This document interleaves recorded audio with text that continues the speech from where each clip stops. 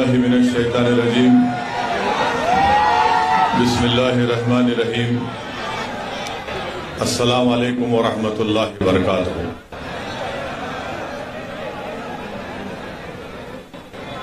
मोहतरम जनाब इम्तियाज जलील साहब, रुकने पार्लिमान औरंगाबाद मजलिस इत्तेहादुल मुस्लिमीन, वो सदर महाराष्ट्र मजलिस इत्तेहादुल मुस्लिमीन, मोअज़्ज़िज़ हाज़रीन इकराम, मेरी इज़्ज़तदार माँ और बहनों, मेरे गयूर नौजवान साथियों, शयनशीन पर तशरीफ़ फरमा मोहतरम जनाब फैयाज साहब, सदर मुंबई मजलिस इत्तेहादुल मुस्लिमीन, साबिक़ा रुकने असम्बली व कौमी तर्जुमान मजलिस इत्तेहादुल मुस्लिमीन जनाब वारिस पठान साहब, जनरल सेक्रेटरी महाराष्ट्र मजलिस इत्तेहादुल मुस्लिमीन मोहतरम सैयद मोइन साहब, मुमरा के मजलिस इत्तेहादुल मुस्लिमीन के सदर शादाब पठान साहब, भिवंडी के वर्किंग प्रेसिडेंट मजलिस इत्तेहादुल मुस्लिमीन शादाब उस्मानी साहब, अमूल कामले साहब, जैद शेख साहब, रबीश मोमिन साहब, अफसर मोमिन साहब, अब्दुल हसीब जामई साहब, मोहम्मद अहमद सज्जू साहब, फैज खां साहब, नूरुल ऐन साहब, शहीनशाह शेख साहब, एडवोकेट साकिब अंसारी साहब, और मैं अपनी आज की इस तकरीर को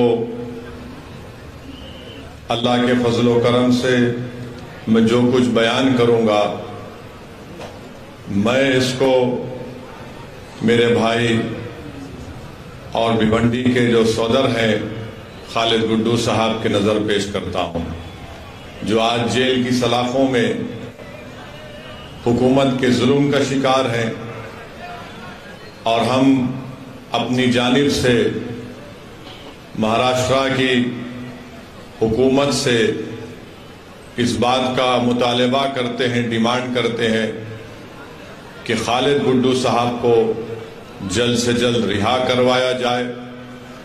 2 साल से खालिद गुड्डू को जेल में रखना ये इंसाफ की तौहीन है।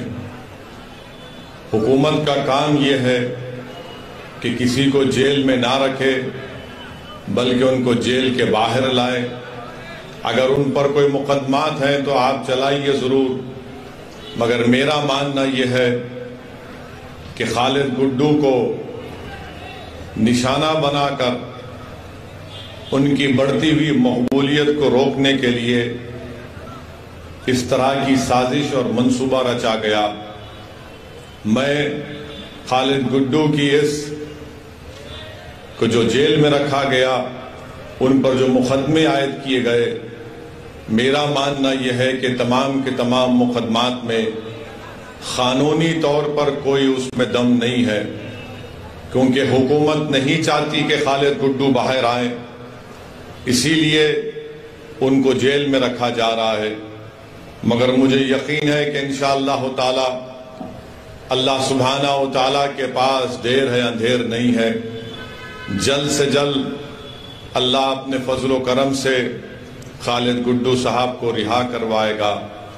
मैं महाराष्ट्र की हुकूमत से भी ये कहना चाहूँगा, यहाँ के मुख्यमंत्री से ख़ास तौर से कहना चाहूँगा कि जिस तरह से दिल्ली की हुकूमत शिवसेना के एमएलएस के ऊपर ईडी का रेड कर रही है, और जिस तरीके से शिवसेना और ख़ास तौर से महाराष्ट्र के मुख्यमंत्री बड़े बेचैन नज़र आ रहे हैं कि कहीं मेरे किसी प्यारे को जेल में ना डाल दिया जाए, तो मैं महाराष्ट्र के मुख्यमंत्री से कह रहा हूं कि अगर आपको अपने लोगों की फिक्र है कि कहीं मोदी की हुकूमत उनको जेल में डाल दे, तो फिर आपको ये सोचना पड़ेगा कि आपने कैसे अपनी हुकूमत में खालिद गुड्डू को जेल में डाला।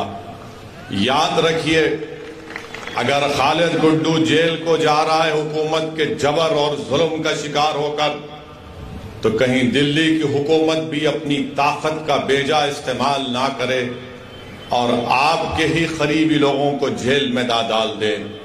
अगर आज आप फिक्रमंद हैं, तकलीफ में हैं, तो मैं महाराष्ट्र के मुख्यमंत्री से पूछना चाह रहा हूं, खालिद गुड्डू के घर वालों पर क्या गुजर रही होगी, उनके घर में उनके भाइयों पर, उनके अफराद खानदान पर, उनके दोस्तों पर क्या गुजर रही होगी। इसीलिए हम महाराष्ट्र हुकूमत से मुतालबा करते हैं कि आप खालिद गुड्डू को रिहा करवाइए, मुकाबला करिए, सियासत में मैदान में मुकाबला करिए। लोकतंत्र है, लोकशाही है, संविधान के दायरे में रहकर मुकाबला करिए। किसी को जेल में डालकर ये बहादुरी का काम नहीं है। बहादुर वो है जो अपने मुखालिफीन को भी छोड़े और कहे कि आओ प्यारे आजमाओ किस्मत, देखते हैं मैदान में अवाम किसको पसंद करती है। अगर आज हुकूमत महाराष्ट्र की सरकार लोकशाही पर भरोसा करती है, तो मैं उम्मीद करता हूं कि वो खालिद गुड्डू को रिहा करवाएगी और शिवसेना, राष्ट्रवादी कांग्रेस और कांग्रेस ये कहेगी कि खालिद गुड्डू तुम बाहर निकल कर हमसे मुकाबला करो। हम भी यही चाहते हैं कि कोई भी जेल में ना जाए। सियासतदान है, राजनेता हैं, अगर वो जेल को चले जाएंगे तो याद रखो उनकी मकबूलियत में और इजाफा होता रहेगा। खालिद गुड्डू की मकबूलियत में कोई कमी नहीं आई, ना इंशाअल्लाह कमी आएगी। खालिद गुड्डू एक दिन रिहा होगा और जब खालिद गुड्डू रिहा होगा तो पहले से ज्यादा ताकतवर एक सियासी नेता बनकर रिहा होगा। और मजलिस इत्तेहादुल मुस्लिमीन हमेशा मजलूमों का साथ देती है। जुल्म करने वालों, याद रखो, इख्तिदार किसी के पास रहने वाला नहीं है। आज तुम इख्तिदार के नशे में चूर होकर मजलूमों को जेल में डाल रहे हो, मगर इंसानियत की तारीख गवाह है कि जिस हुक्मरान ने अपनी ताकत के बलबे पर अगर वो ये समझ रहा है कि किसी को मैं जेल में डाल सकता हूं, खुदरत का काम यही होता है कि जो हुक्मरान जुल्म करता है, अल्लाह उसी हुक्मरान को एक दिन जेल में डालता है और मजलूम को तख्तो ताज पर बिठा देता है, और वही काम होगा इंशाअल्लाह ताला। मगर मेरे अजीज दोस्तों और बुजुर्गों, खालिद गुड्डू से दुश्मनी इसलिए क्योंकि खालिद गुड्डू पावर के खिलाफ है। कौन सा पावर? एक तो राष्ट्रवादी के जुल्म के खिलाफ और दूसरा टॉरेंट पावर के खिलाफ खालिद गुड्डू ने आवाज उठाई थी। तो दोनों को यह पसंद नहीं आया कि यह कौन दीवाना खड़ा हो गया जो हमारे इख्तिदार की बुनियादों को हिला के रख दे रहा है। तो टॉरेंट पावर और राष्ट्रवादी दोनों मिलकर खालिद गुड्डू के खिलाफ झूठे मुकदमे आयद करके हजरत पुलिस को भी इस्तेमाल कर लिए और खालिद गुड्डू पर इल्जाम लगाकर उनको जेल को भिजा दिया। मुझे इस बात की कोई फिक्र नहीं है। मुझे इस बात को खुलकर कहना पड़ेगा कि अगर कोई भी ओहदेदार गवर्नमेंट का, उसको रूल ऑफ लॉ को फॉलो करना है, उसको कानून को, संविधान पर अमल करना है। अगर आज आप संविधान को नजरअंदाज करके, रूल ऑफ लॉ को नजरअंदाज करके, जिसको उर्दू में कहती है कि कानून की बालादस्ती को अगर आप नजरअंदाज कर रहे हैं, आज आप मौज मना लो। कल ये लोग जब इख्तिदार पर सत्ता में नहीं रहेंगे तो फिर कौन आएगा आपको बचाने के लिए। इसीलिए हम अपील कर रहे हैं कि महाराष्ट्र की सरकार, जो महाराष्ट्र की जेलों में जो लोग मजलूम हैं, उन सबको रिहा करे। मैं खालिद गुड्डू की बात नहीं कर रहा हूं। जो कोई भी महाराष्ट्र की जेल में जुल्म का शिकार हैं उनको छोड़ा जाए, चाहे वो खालिद गुड्डू हो या नवाब मलिक हो, उनको भी छोड़ना चाहिए। नवाब मलिक की बात नहीं करेंगे। मुल्क का माहौल इस तरह से बना दिया गया कि बीजेपी, राष्ट्रवादी कांग्रेस, शिवसेना, समाजवादी पार्टी, ये तमाम नाम निहाद सेकुलर पार्टियां ये चाहती हैं कि बला हम तक ना आए, हम जेल को ना जाएं, मगर हमारे पार्टी में अगर कोई मुसलमान है तो उसको जेल में डाल दो, हम जेल को नहीं जाएंगे।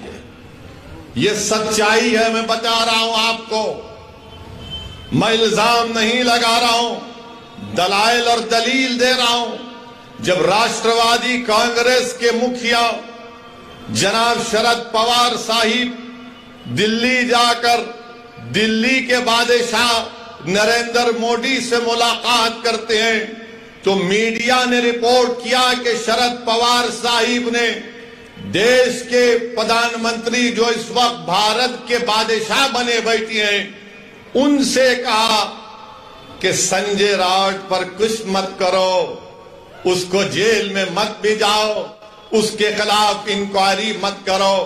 मैं पूछना चाह रहा हूं राष्ट्रवादी कांग्रेस के लोगों से, उनको नवाब मलिक क्यों याद नहीं आया? नवाब मलिक का नाम लेना था ना। जब देश के प्रधानमंत्री से मिल रहे तो आप ही के पार्टी का नवाब मलिक है, उसके बारे में भी बोल देते कि नवाब मलिक को भेजा, जेल में डाला गया, मगर नवाब मलिक का नाम नहीं आया। किसका नाम आया? शिवसेना के संजय का नाम आया। तो क्या संजय मलिक से ज्यादा अजीज हो गया राष्ट्रवादी कांग्रेस को? यह हकीकत है, मेरी बात को याद रखो आप। मेरे इस तकरीर के बाद शुरू हो जाएंगे मीडिया के लोग जो शिवसेना की गुलामी करते हैं, तो कोई मोदी की गुलामी करते हैं, तो कोई शरद पवार की गुलामी करते हैं। मैं अवाम का नुमाइंदा हूं, मैं इनका कादिम बनकर सच्चाई को बयान कर रहा हूं। यह बात सच है कि संजय का नाम शरद पवार साहिब लिए, नवाब मलिक का नाम नहीं लिए। क्यों? नवाब मलिक क्या कमतर है संजय से? आप बताओ, क्या नवाब मलिक कमतर है संजय से? क्या नवाब मलिक और संजय बराबर नहीं है? जब बराबर है तो बोलते भी नहीं है जबान से अपनी। क्यों नहीं बोलते? मुसलमान है, कहां जाएगा, इसको डराओ, दौड़ते हुए आएगा हमारे पास। बोलो इसको सेकुलरिज्म, ये सेकुलरिज्म का गुलाम है, ये हमारे पास दौड़ के आएगा। बोलो इसको गंगा जमुनी, वो बाजा बजा कर आएगा। एक मुशायरा कर दो तो वो दौड़ कर आएगा। मगर ये आपकी अहमियत है, जब चुनाव आएगा तो चुनाव में कहेंगे ओवैसी की बात का यकीन मत करो, मोदी को रोकना है, शिवसेना को रोकना है। जब महाराष्ट्र के विधानसभा चल रहे थे, इसी जगह पर मैं आया था, इसी विधानसभा में भिवंडी के, मैंने आपसे अपील की थी कि यहां से खालिद गुड्डू को कामयाब करिए। मैं आपका शुक्रिया अदा भी करने आया हूं कि आपने अपनी दुआओं से मजलिस इत्तेहाद और मुस्लिमीन के उम्मीदवार खालिद गुड्डू को 44,000 वोट से नवाजा। मैं आपको दिल की गहराइयों से सलाम करता हूं। मगर उस वक्त आपको याद होगा, यही राष्ट्रवादी के लोग, कांग्रेस के लोग कह रहे थे ओवैसी को वोट मत दो, भाजपा और शिवसेना को रोकना है। और जब चुनाव हो गए तो राष्ट्रवादी और कांग्रेस ने शिवसेना से मिलकर निकाह किया। निकाह किया। अब ये 1, 2, 3 में दूल्हा कौन है मुझे नहीं मालूम, मगर एक सदाबहार दूल्हा आपके सामने खड़ा हुआ है। जब सत्ता को मिलना था, सीएम की कुर्सी थी, मंत्री की पोस्ट थी, दौलत थी, इख्तिदार था, तो बोले मुसलमान का छोड़ो, कहां जाएगा, उसको हम तो हमेशा से धोखा देते आए हैं। हमने भिवंडी में फसाद करवाया, भिवंडी में मरवाया, कि इंक्वायरी कमीशन की रिपोर्ट भी आई, मुसलमान भूल जाता है। जज्बात में लाओ मुसलमान को, भाजपा का, शिवसेना का, सेकुलरिज्म का, इसको पाठ इसके सामने पढ़ो, मुसलमान सन्नाटे में आ जाता। अब आप बताइए, जब मैं पुकार कर कह रहा था 2019 के असेंबली और विधानसभा के चुनाव में कि कामयाब करो खालिद गुड्डू को, आपकी आवाज विधानसभा में जानी चाहिए, तो मेरी ही मुखालिफत में हमारे ही दरमियान से लोग खड़े होकर कहे ये जज्बाती बात करता है। अब बताओ क्या मैं सच था ये और आप झूठे नहीं थे? मेरे अजीज दोस्तों और बुजुर्गों, ये सब चीजें आपके सामने इसलिए रख रहा हूं ताकि आप जब यहां पर इंशाअल्लाह ताला भिवंडी के लोकल बॉडी के बल्दिया के इंतखाबात होंगे तो आप एक अच्छा फैसला करेंगे और आप मुत्तहिद होकर यहां से इंशाअल्लाह मजलिस के नुमाइंदों को कामयाब करेंगे। और मैं आपसे वादा कर रहा हूं कि हम भी ये कोशिश कर रहे हैं कि हमारी कमजोरियों को, हमारी खामियों को दूर किया जाए। मैं आपसे अपील कर रहा हूं कि आप हमारी रहबरी करिए, हमारी सरपरस्ती करिए। अगर हम गलती करते हैं तो हमारा हाथ पकड़कर टोकिए, मगर इस कारवां को, इस जिम्मेदारी को आपको लेकर आगे बढ़ना है, आपको कामयाब करना है। मैं यहां पर नहीं आया हूं अपने लिए, बार बार यही कहता हूं मैं और कहता रहूंगा। मैं यहां पर इसलिए आया हूं कि ताकि आपकी लीडरशिप बने, आपका कायद बने, जो आपकी आवाज विधानसभा हो, पार्लियामेंट हो, यहां की बल्दिया हो, वहां पर गूंजे। टॉरेंट पावर के जुल्म का खात्मा हो। यह बुनकरों की सरजमीन है, यह मजदूरों की सरजमीन है, और यहां पर एक बरखी कंपनी गरीबों का खून चूस रही है, और खून चूसने में मदद कर रही है शिवसेना, राष्ट्रवादी कांग्रेस और कांग्रेस। आखिर क्या बात है कि सिर्फ यहां पर कितने वो कोणार्क विकास अघाड़ी के सिर्फ 4 नगर सेवक है और उनका महापौर बन जाता है, सिर्फ 4 उनके। और फिर इसमें कांग्रेस भी और शिवसेना भी, बीजेपी भी इनकी मदद करते हैं। क्या बात है, ये आपके रिश्तेदार हैं क्या? 4 इनके, 47 कांग्रेस के, भाजपा की 18। क्या बैठ के बिरयानी खा लिए तुम लोग? पूरा भिवंडी को लूट लिए। 850 करोड़ का बजट कहां इस्तेमाल हुआ? जब ये सवाल हम करते हैं 850 करोड़ कहां गए, तो कल आप देखेंगे सुबह से ये रात भर नहीं सोएंगे मेरी तकरीर सुन के, करवटें बदलते रहेंगे। कैसा बोला, कैसा बोला, ये बोला, वो बोला। अरे बोलेंगे बाबा, तुम्हारे बाप को भी बोलेंगे, तुमको भी बोलेंगे, और जब तक अल्लाह जिंदा रखेगा बोलते रहेंगे। अब सुबह से शुरू हो जाएंगे, ये भड़काऊ भाषण दिया, ये ऐसा बोला, वो उस समुदाय के खिलाफ बोला। अरे बाबू, कभी तकरीर सीखना है ना संविधान के दायरे में रहकर, तो आओ मैं तुमको समझाता हूं कैसे तकरीर करना चाहिए। मगर कल से शुरू कर देंगे, 10 बजे से मीडिया को फोन आएगा, ए वो क्लिप चला ना ओवैसी की, ए उसने ऐसा बोला था, तू चलाया क्यों नहीं? कल रात में वारिस को बुलाकर बिठा के इसको पूछ जरा। कितनों को बिठा के पूछेंगे, कुछ भी निकलने वाला नहीं है इसमें से। जो बात सच्ची होती है वो कड़वी होती है। कड़वी उन लोगों के लिए होती है जो जुल्म करते हैं, और जो बात सच्ची होती है वो अवाम के दिलों को छू जाती है और दिलों में समा जाती है। इसीलिए मजलिस इत्तेहादुल मुस्लिमीन से मुखालिफत। 850 करोड़ का बजट, और अस्पताल जैसा भी कहा गया कि वेंटिलेटर पर है। 850 करोड़ कहां गए? कैसे अस्पताल नहीं अच्छा हुआ? किसके जेब में गए? आप अंदाजा लगाइए, 850 करोड़ का बजट अगर अस्पताल की अच्छाई के लिए, डेवलपमेंट के लिए इस्तेमाल होता तो गरीबों को इससे फायदा पहुंचता भिवंडी की। मगर इनको ये चाहते हैं कि नहीं नहीं, गारत का गड़ा है, इनका भरता नहीं है।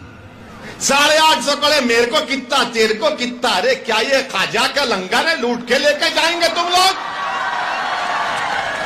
ऐसा लगता है कि पूरे डाकू एक हो गए। ये मेरा हिस्सा, ये तेरा हिस्सा, ये मेरा हिस्सा, और इसी हिस्सेदारी में आपको अपना हिस्सा नहीं मिलता है। इसीलिए मैं आपसे अपील कर रहा हूं कि आने वाले बल्दिया के इंतखाबात में आप मुत्तहिद होकर मजलिस इत्तेहादुल मुस्लिमीन के उम्मीदवारों को कामयाब करिए। मेरी आपसे अपील है कि आपकी आवाज भिवंडी की बल्दिया में गूंजनी चाहिए, आपके मसाइल की का हल मिलना चाहिए। और जिस तरीके से आपने अल्हम्दुलिल्लाह 44,000 वोट खालिद गुड्डू को दिए, मुझे यकीन है कि आने वाले बल्दिया के इंतखाबात में आप मुत्तहिदा तौर पर मजलिस के उम्मीदवारों को कामयाब और कामरान करेंगे। मेरे अजीज दोस्तों और बुजुर्गों, मैं आपसे अपील कर रहा था, बता रहा था कि मुल्क में जो हालात हैं वो आप सब जानते हैं, मुझसे बेहतर आप जानते हैं। आज प्रधानमंत्री, देश के वजीर आजम, दिल्ली के बादशाह अपनी हुकूमत के 8 साल के पर बड़े बड़े बातें आज किए हैं। मैं देश के प्रधानमंत्री से इतना पूछना चाहता हूं, देश के प्रधानमंत्री, आखिर ये क्या बात है कि 1 लीटर दूध और 1 डबल रोटी का लोफ पैकेट एक ही कीमत में क्यों मिल रहे हैं प्रधानमंत्री? 1 लीटर दूध और 1 डबल रोटी का पैकेट। तो बीजेपी वाले बोलेंगे क्या बोलता है ना, क्या बोल रहा है, दूध भी खरीद ले, डबल रोटी खा ले, पेट भर जाएगा। अरे आप बताइए, महंगाई, कभी इतनी महंगाई भारत में कभी नहीं हुई थी, और आज 8 साल देश के प्रधानमंत्री अपनी हुकूमत के मना रहे हैं। महंगाई, इन्फ्लेशन सबसे हाईएस्ट है। बेरोजगारी नौजवानों में जो भारत में, दुनिया में किसी मुल्क में नहीं है। मगर मोदी जी बोल रहे 8 साल में मैंने चांद पर जाकर मट्ठी आपके कदमों में डाल दी। आपको देश के प्रधानमंत्री बोल रहे हैं कि 8 साल में बहुत बड़ा काम कर दिए। फिस्कल डेफिसिट 40 साल में सबसे ज्यादा है। रिटेल इन्फ्लेशन 20 साल में सबसे ज्यादा है। और जो महिलाओं की, खवातीन का वुमेन फोर्स है, उसमें कमी आई है। 10% से कम महिलाएं काम कर रही हैं भारत में। आप बताइए इसके ऊपर क्या बोलेंगे? मेरे अजीज दोस्तों और बुजुर्गों, 8 साल का जश्न बीजेपी मना रही है, तो क्या ये बात सच नहीं है कि भारत के फॉरेन रिजर्व जो 640 बिलियन डॉलर से 595 बिलियन डॉलर्स पर आ गए? कौन जिम्मेदार है इसका? FIIs, फॉरेन इन्वेस्टमेंट इन्वेस्टर्स 22% से 19% पे आ गए इंडियन स्टॉक्स के। कौन जिम्मेदार है इसका? इखलाक को मारा गया, कौन जिम्मेदार है? पीलू खान को मारा गया, कौन जिम्मेदार है? रकबर को मारा गया, कौन जिम्मेदार है? दिल्ली का फसाद हुआ, कौन जिम्मेदार है? गाय के नाम पर पीटा गया, कौन जिम्मेदार है? दाढ़ी के नाम पर मारा गया, कौन जिम्मेदार है? सर पर टोपी पहनने पर मारा गया, हाफिज जुनैद को चलती हुई ट्रेन में मारा गया, कौन जिम्मेदार है? सेंधवा में 12 घरों को तोड़ दिया गया, कौन जिम्मेदार है? मध्य प्रदेश खरगोन में 22 घरों को तोड़ दिया गया, कौन जिम्मेदार है?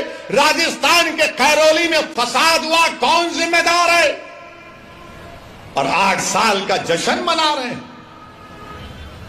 इस पर कोई बात नहीं करेगा। अब जब आप भाजपा के लोगों से पूछेंगे, ना ना मोदी जी ने तो 370 निकाल दिया, तो जब 370 निकाल कर आपने कहा था कि आतंकवाद का खात्मा कर दिया, तो कल एक टिकटॉक, एक टीवी के स्टार को गोली मार दी गई, कौन जिम्मेदार है? एक गवर्नमेंट का मुलाजिम पंडित था, कश्मीरी पंडित, उसको मार दिया गया, कौन जिम्मेदार है? तुमने एक झूठी पिक्चर तो बना दी जज्बात में और नफरत पैदा करने के लिए इस्लाम और मुसलमानों के लिए, मगर वो पंडित को मारा, कौन जिम्मेदार है? तुम्हारी सरकार है। पड़ोसी पाकिस्तान से टेररिस्ट कश्मीर में घुसकर आकर गोलियां चलाते हैं, कौन जिम्मेदार है इसका? आपकी सरकार है। नौकरियां नहीं है, कौन जिम्मेदार है इसका? कौन जवाब देगा इसका? हां, मैं मानता हूं कि इन सब की जिम्मेदारी अगर किसी पर है, इन्फ्लेशन बढ़कर है, तो मुगल बादशाह अकबर जिम्मेदार है। नौजवानों में, युवाओं में बेरोजगारी है, तो ताजमहल बनाने वाले शाहजहां की जिम्मेदारी है। पेट्रोल डीजल बढ़ गया, औरंगजेब जिम्मेदार है, मोदी जी नहीं है जिम्मेदार। ये लोग करके गए, इसीलिए पेट्रोल आज तक बढ़ रहा है। सरकार आपकी है, मैं खुद कह रहा हूं ना, औरंगजेब, अकबर, शाहजहां सब जिम्मेदार हैं, मोदी जी नहीं है जिम्मेदार। मेरे अजीज दोस्तों और बुजुर्गों, एक बात मैं भारत के मुसलमानों को भिवंडी से कहना चाहूंगा। भारत के जो सेकुलर जहन रखने वाले हमारे हिंदू भाई बहन हैं, दलित हैं, ओबीसी समाज के लोगों से कहना चाहूंगा, भारत कैसे बना? ये आज जो भारत है कैसे बना? ये आरएसएस, बीजेपी कहती है कि आक्रमण करने वाले मुसलमान आए थे, कहते हैं ना, ये आए थे, आक्रमण करने वाले आए थे भारत में। तो क्या भारत की तारीख सिर्फ मुगलों से शुरू हुई क्या? नहीं, 65,000 साल पहले भारत में, जो मौजूदा भारत है या जो हम जिसको कहते हैं, ये हमारा जो खित्ता है, उसमें 65,000 साल पहले अफ्रीका से लोग आए थे। 65,000 years ago, people from Africa came to India, Bharat of that time. फिर 45,000 साल पहले ईरान से किसान आए थे। फिर उसके बाद मशरिकी एशिया से ईस्ट एशिया से लोग आए। फिर उसके बाद से सेंट्रल एशिया, वस्ती एशिया से लोग आए, उनको आर्यन बोलते। तो 4 किस्म का माइग्रेशन हुआ, अफ्रीका से, ईरान से, और तीसरा हुआ मशरिकी एशिया से, जिसको स्टेप्स पैस्टोरलिस्ट कहते हैं, और चौथा वस्ती एशिया से, जिनको आर्यन कहते हैं। ये 4 आए तो भारत बना। अब भारत किसका है मालूम आपको? मेरा भी नहीं है भारत, ना उद्धव ठाकरे का भी है, ना ओवैसी का है, ना मोदी का है, ना शाह का है। भारत अगर किसी का है तो द्रविडियन का है, आदिवासियों का है। द्रविडियन और आदिवासियों का है। मीडिया वालों, तुमको मसाला दे रहा हूं,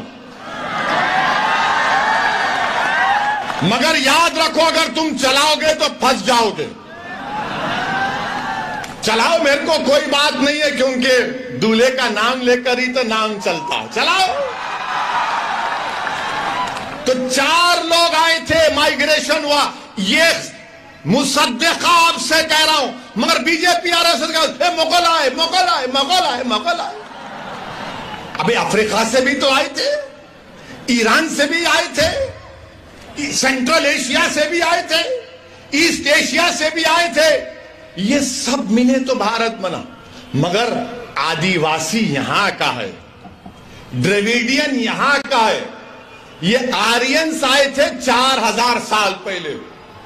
अच्छा, हैरत की बात यह है कि जब मैं ज्ञानवापी मस्जिद के बारे में कहा कि बाबरी मस्जिद की तरह इसको छीनने की कोशिश की जा रही है, तो सोशल मीडिया पर संघ परिवार के लोगों ने कह दिया, ए ओवैसी तो इसके पूर्वज ब्राह्मण थे।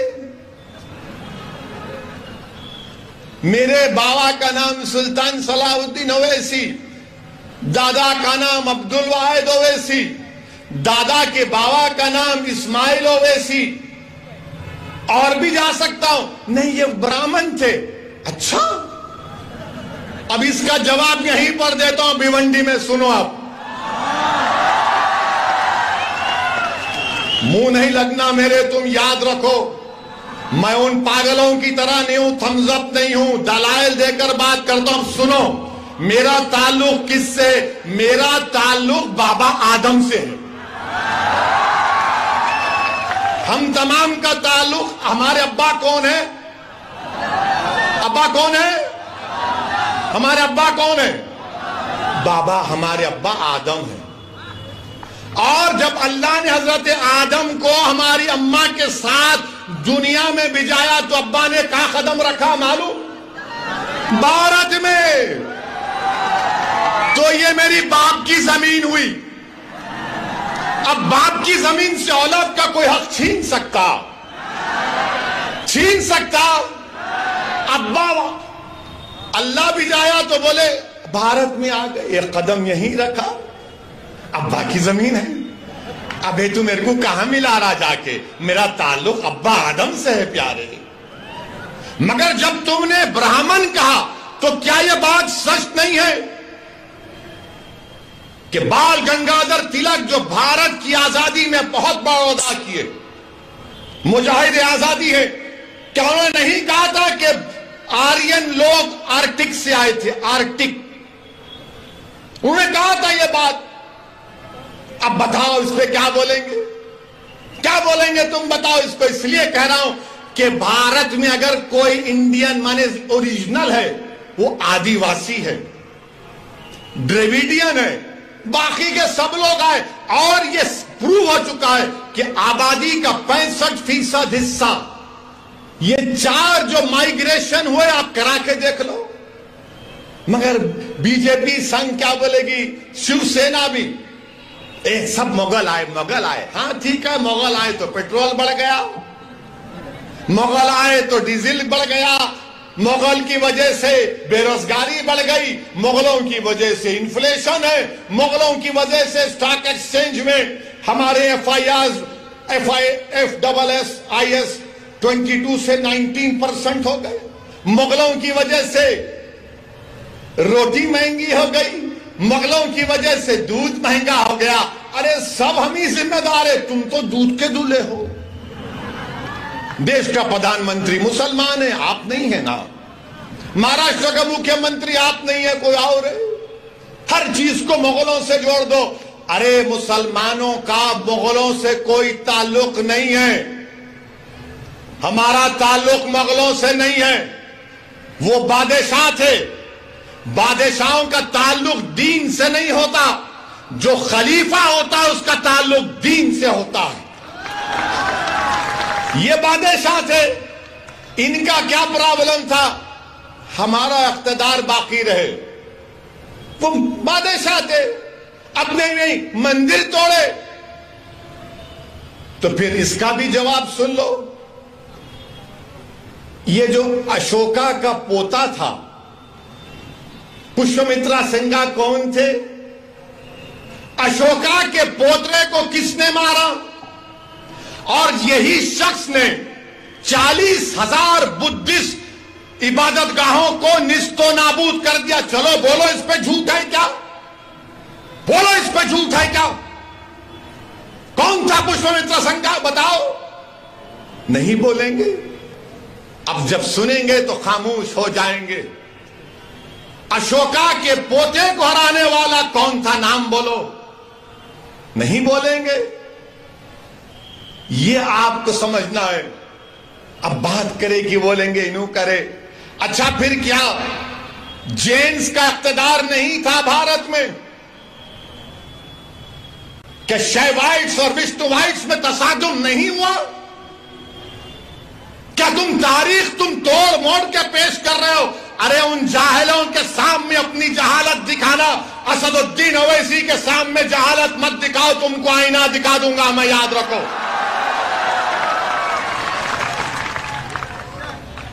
बोलो अशोका के पोते को किसने मारा था?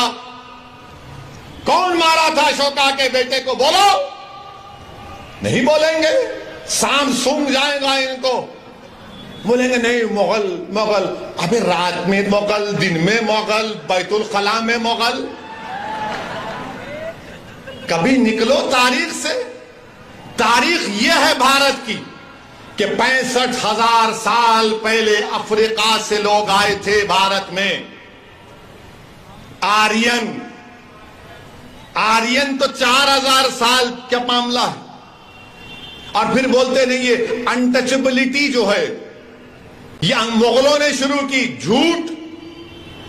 सच क्या है? सच ये है कि बाबा साहेब अम्बेडकर ने कहा कि 400 AD यानी हजरत ईसा के इस दुनिया से उठाने जाने के बाद 400 AD में ये अनटचेबिलिटी शुरू की गई। ये बाबा साहेब अम्बेडकर ने लिखा। ह्यून सांग एक ट्रैवलर है, उसकी किताब पढ़ो। ये संगी नहीं पढ़ते। काली मुगल मुगल मुगल।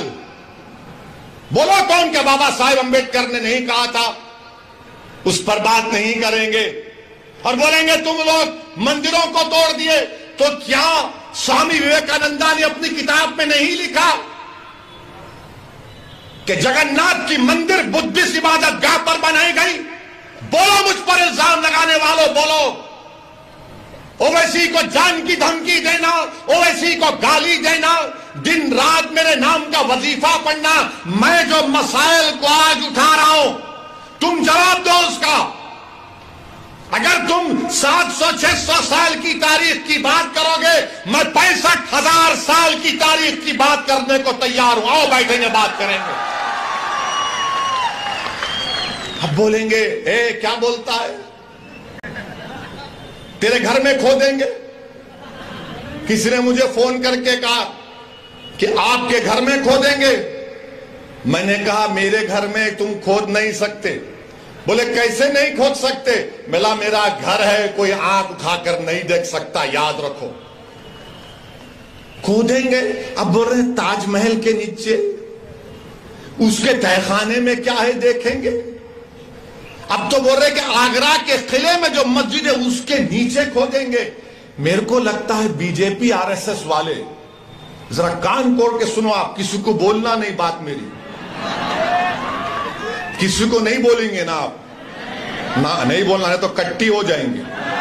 अपनी दोस्ती बरकरार रहे। तो इसलिए खोद रहे वो लोग कि देश के प्रधानमंत्री की डिग्री तलाश कर रहे, कहां है कहां है कहां है। नरेंद्र मोदी की MA पॉलिटिकल साइंस की डिग्री है, मगर देश के प्रधानमंत्री की एंटायर पॉलिटिकल साइंस की डिग्री है, मिलती नहीं है। तो शायद प्यारे बोल रहे मस्जिद के बहाने डिग्री मिल जाएगी, मस्जिद तो नहीं मिलेगी। क्या बात है बताइए आप, ये जोक है, सीरियस मत ले लीजिए। देश के प्रधानमंत्री भी मन की बात में बोलते जरा ह्यूमर होना चाहिए, तो ह्यूमर की बात कर रहा हूं। कोई बोलते ताजमहल में मेरे को कोई सोशल मीडिया पे दिखा एक शख्स, मैं नहीं कह रहा हूं, वो कोई आदमी था, उनका कोई क्यूरेटर दोस्त था, वो उनके साथ ताजमहल को गए, बोले मुझे नीचे जाके 2 कमरे में देखना है। तो उसने सोशल मीडिया पे लिखा कि तुम्हारा फोन डिपॉजिट कर दो, फोन डिपॉजिट कर दिए।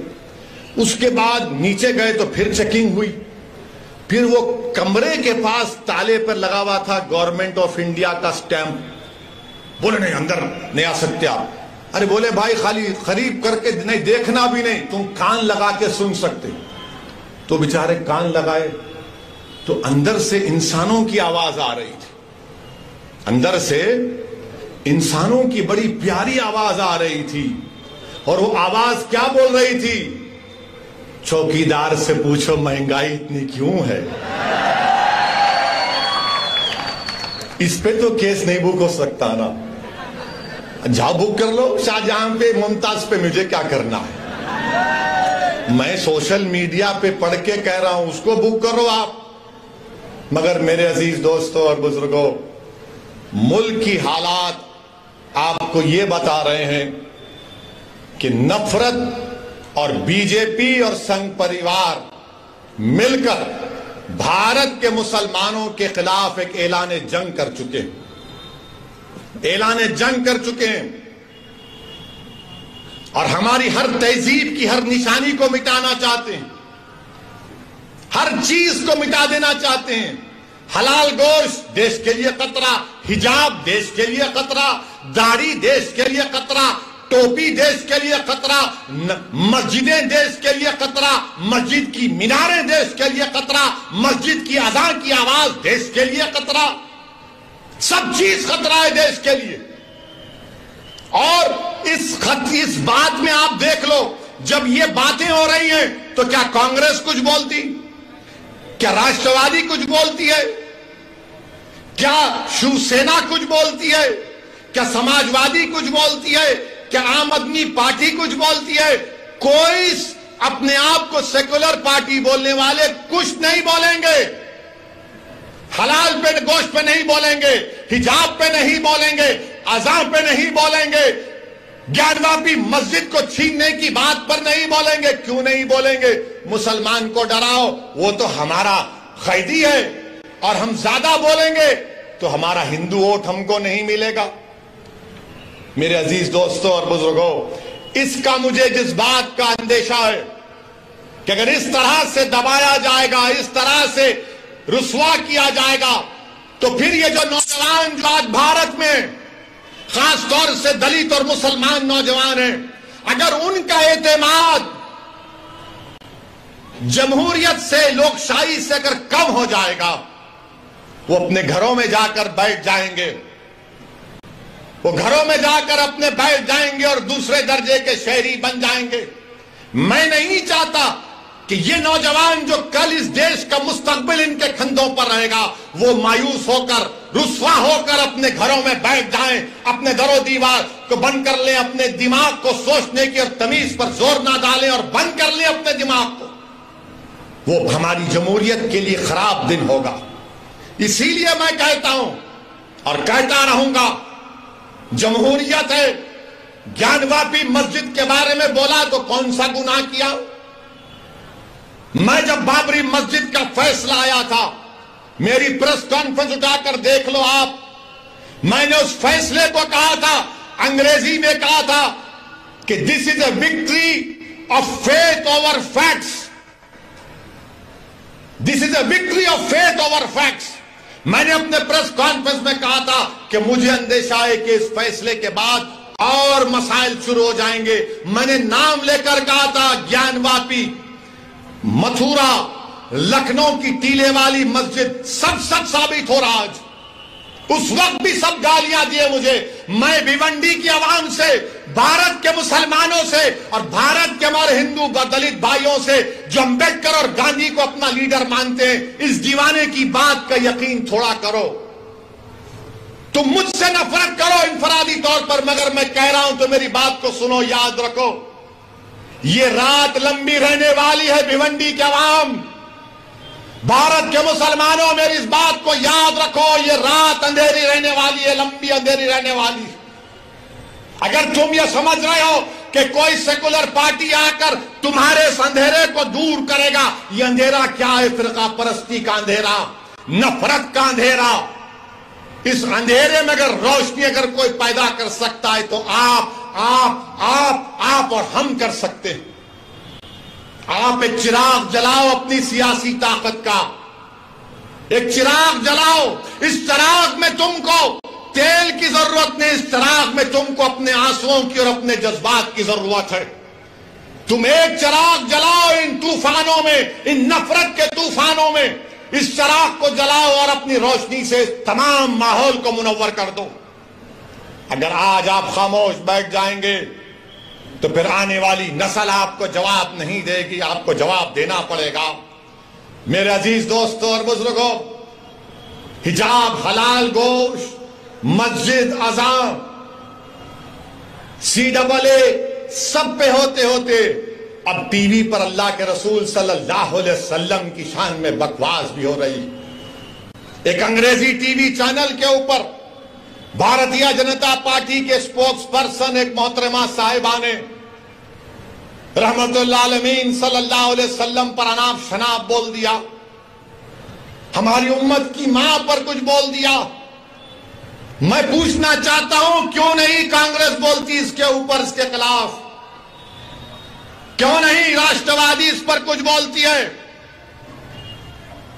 कौन बोलता है? मुसलमान ही बोलता है, असदुद्दीन ओवैसी बोलता है। हैदराबाद में आज कमिश्नर ऑफ पुलिस हैदराबाद के पास एक कुल जमाती डेलीगेशन गया, मगर आपको बता रहा हूं और आप गवाह हैं मेरी इस बात का कि जब कमली वाले पर कोई अनाप शनाप बकता है तो कोई नहीं बोलता।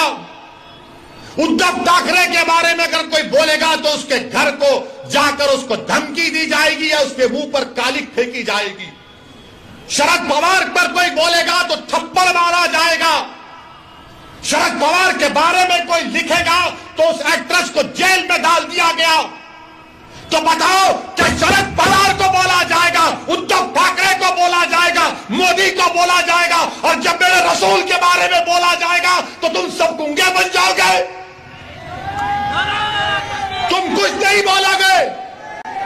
मैं आपसे मुखातिब नहीं हूं, मैं इख्तिदार की कुर्सियों पर बैठने वालों से पूछ रहा हूं, बताओ बोलो। शरद पवार के बारे में बोले तो थप्पड़ मारकर ऐनक तोड़ दिए, उस एक्ट्रेस ने कुछ कहा तो जेल में डाल दिए, मोदी के खिलाफ लिखे तो जेल में डालते हैं, योगी के खिलाफ कुछ बोले तो जेल में डालते हैं, और रसूल अल्लाह सल्लल्लाहु अलैहि वसल्लम की शान में अनाप शनाप बकता है। अरे खाली नारे लगाने से कुछ नहीं होता। मैं जो कह रहा हूं सोचो उस बात पर। जब अल्लाह अकबर कहते ना तो उसके माने समझो। मेरे अजीज दोस्तों और बुजुर्गों, आपकी खामोशी मुझे शिकवा इन तमाम पार्टी से नहीं है, मैं आपसे शिकायत कर रहा हूं। मैं आपके सामने अपना दर्द बयान कर रहा हूं। मैं अपनों के दरमियान में खड़े होकर आपसे भीख मांग रहा हूं। मुझे उनसे उम्मीद नहीं है, मुझे आपसे उम्मीद है। अगर मेरी बात कड़वी लग रही तो अपना एक दीवाना बेटा और भाई समझकर माफ कर दो, मगर मेरा हक बनता है कि मैं तुम्हारे सामने बोलूं। अगर तुम्हारे सामने नहीं बोलूं तो कहां जाकर बोलूं, बताओ। मेरे अजीज दोस्तों और बुजुर्गों, इसीलिए आपको अपनी एक सियासी ताकत को मजबूत करना, चाहे जिले सतह पर हो, बल्दिया का इलेक्शन हो, जिला परिषद का इलेक्शन हो, असेंबली का हो, पार्लियामेंट का हो, आपको अपनी आवाज उठानी चाहिए, नुमाइंदा होना चाहिए। मत जाओ इन लोगों की बातों में कि ओवैसी खड़ा होगा तो उन्होंने जीत जाएंगे। अरे जब मैं नहीं भी खड़ा हो रहा हूं तो जीत रहे ना। मुबारकपुर से ताल्लुक रखने वाले कितने यहां पर बताओ, हाथ उठाओ। मुबारकपुर से कितने लोग हैं कि जामिया अशरफिया की बिल्डिंग को तोड़ा गया, कुछ समाजवादी के लोग बोले? नहीं बोलेंगे। फिर आप क्या करेंगे? नहीं इलेक्शन आए, नहीं ओवैसी बोलता अच्छा भाई, मगर अब क्या करेंगे? आप याद रखो, आप हुकूमतों को नहीं बदल सकते, आप अपने नुमाइंदों को कामयाब कर सकते हैं। आपको अपने नुमाइंदों को कामयाब करना है, और हम भारत के प्रधानमंत्री से अपील कर रहे हैं, रिक्वेस्ट कर रहे हैं कि देश के प्रधानमंत्री आप अपने नेशनल स्पोक्स पर्सन के खिलाफ एक्शन लीजिए। अगर आप सबका साथ, सबका विकास, सबका विश्वास की बात करते हैं, आप हमारे खिलाफ रहिए, मगर इतना नफरत मत करिए कि जिसके नाम का सदका हम खाते हैं आप उनके नाम के बारे में अनाप शनाप बक दें। जिसके नाम का हम सदका खाते हैं, देश के प्रधानमंत्री हम आपसे अपील कर रहे हैं कि अल्लाह के रसूल सल्लल्लाहु अलैहि वसल्लम के बारे में आपके स्पोक्स पर्सन ने जो अनाप शनाप बका, आप मुसलमानों के भी प्रधानमंत्री हैं, आप देश के प्रधानमंत्री हैं। आप बता दो ये चीज गलत है, उसको रोको, आप केस बुक करो। देश के प्रधानमंत्री को यह काम करना चाहिए। करेंगे नहीं करेंगे मुझे नहीं मालूम, मगर मुझे यकीन है कि जिसने भी इस तरह की अनाप शनाप बकाए, उसको उसका सियासी चराग उठता जाएगा, उसको सिक्योरिटी मिलेगी, उसको बड़े बड़े ओहदे दिए जाएंगे। मगर हम देश के प्रधानमंत्री से अपील कर रहे हैं, ये जो अपने आप को सेक्युलर पार्टी कहते हैं, शरद पवार साहब, आपको बोलना चाहिए। आपके बारे में कोई बोला तो थप्पड़ मार देंगे। उद्धव ठाकरे, आपको बोलना चाहिए। मुखालिफत करो आप मजलिस की, कोई एतराज, मगर हर चीज की एक हद होती है। किसी को इस बात की इजाजत नहीं है कि आप किसी भी मजहब के बारे में, उनके बड़े बड़े लोगों के बारे में आप अनाप शनाप बक दें। मुझे भी इख्तलाफ है बीजेपी से, शिवसेना से रहेगा जिंदगी भर। मेरे अजीज दोस्तों और बुजुर्गों, मैं आपसे अपील कर रहा हूं कि मुत्तहिद रहिए, और बीजेपी से अपील कर रहे हैं कि ये आप नेशनलिज्म का, भारत से मोहब्बत का दर्स हमको मत दो। आप, हम वो लोग हैं जो हमारे बुजुर्ग जेल में थे, एक खत भी हमारे बुजुर्गों ने अंग्रेजों से माफी का नहीं लिखा। क्या अल्लामा फजले खैराबादी ने काला पानी की सजा में को अंग्रेजों को खत लिखा? फांसी पर चढ़ गए मोदी जी, अंग्रेजों के खिलाफ माफी नहीं मांगी, पेंशन नहीं लिया अंग्रेजों के खिलाफ, अंग्रेजों से अंग्रेज का घर नहीं लिए। हमने कहा यही हमारा भारत, हमारा घर है, लड़ेंगे, अंग्रेजों को भगाएंगे या फिर अपनी जान को कुर्बान कर देंगे। और जिस शख्स का तुम जश्न मना रहे हो, क्या उसका नाम महात्मा गांधी के कपूर इंक्वायरी कमीशन में नहीं आया? जो महात्मा गांधी के कत्ल में कॉन्स्पिरेटर है। सोचो, अगर गांधी से मोहब्बत है तो जबान पर गोडसे और गांधी के कातिलों का नाम नहीं आना चाहिए। मेरे अजीज दोस्तों और बुजुर्गों, आपका बेहद शुक्रिया कि आप तशरीफ लाए, और आपसे अपील करता हूं कि अपनी दुआओं में खालिद गुड्डू के लिए